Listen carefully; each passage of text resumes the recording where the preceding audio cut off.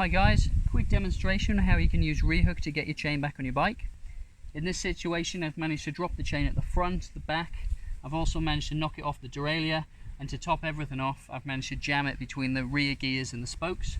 So normally a fairly nasty situation, it's going to take you a little bit of time to sort that out, and inevitably you're going to be in a little bit of a mess afterwards. So Rehook's attached onto our bike frame. We can just detach it with a strap so it's there ready for us to use. And then I'm just going to first off work the chain out of between the rear gears and the spokes. So the tool's only 20 grams. It's all honeycomb at the back, which makes it really lightweight, but it's made out of a particularly strong material, which means I can take the whole weight of the bike if I need to. So if I do get a particularly nasty jam, I can take the whole weight of the bike, give it a good old yank to pull that out.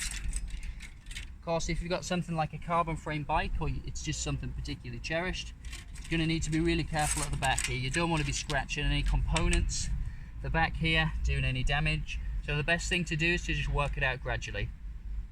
So the tool's designed to get into any of these really awkward spaces, which means you can get hold of the chain and you can gradually just work it out. And the best way to do that, just take a little bit from the back, give it a little jiggle, the same from the front, and you just want to slowly work your chain out. So you don't particularly want to be using any force. Eventually get your chain out there. So I'm just going to pop the chain back over the gear. So it's important at this stage to look at which gear you're in at the back. Essentially you want your chain to be lining up with the rear derailleur here, otherwise it's easy for it to drop off before you get finished.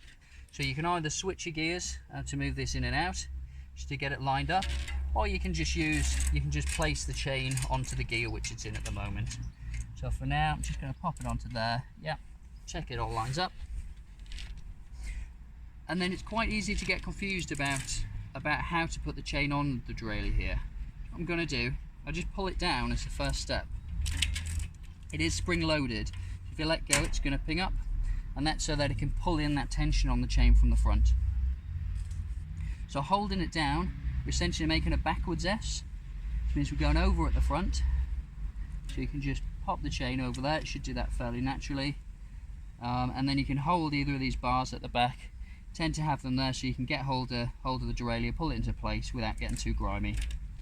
And I'm just going to use the tool, just pop that around, just double check that's all in place. Now if you need to make any adjustments, it's there to, get into those awkward spaces and pull it into place. Great, so we've got the rear into place now, and now we just need to pop that back into place at the front. So to work with the front, we just use that as a crank, as you might have seen in other videos. So I'm just keeping it 90 degrees from the chain, pulling it from the bottom. The reason for that is so that it keeps all this tension correct at the back. If you're to pull at the top now and this is slack, you do run the risk of pulling it off your rear gears, and also you might, you could get another jam at the front here. So I'm just going to take it from the bottom over the top. And Rehook's designed to do all the work with one hand.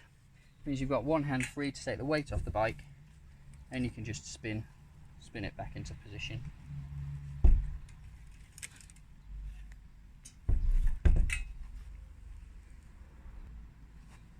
So when we're finished, just as simple as popping Rehook back around your frame and just attaching it with the stripe.